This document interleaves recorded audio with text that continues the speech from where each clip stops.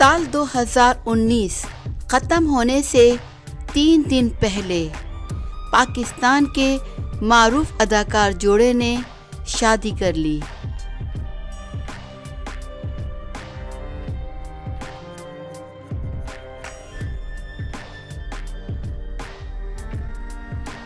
Pakistan showbiz industry की खूबसूरत जोड़ी इकरा अजीज़ और यासिर हुसैन रिश्ते अज़दवाज में मुंसलिक हो गए।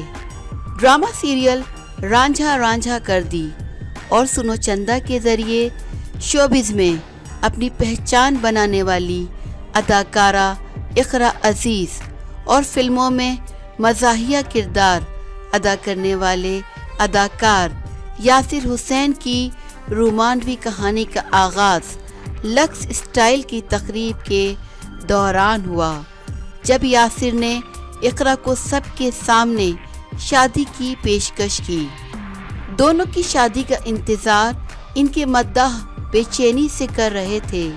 शादी से कब्ल दोनों फनकारों की मेहंदी और माइयों की तकरीब की तस्वीर और वीडियोस भी खूब वायरल हुई।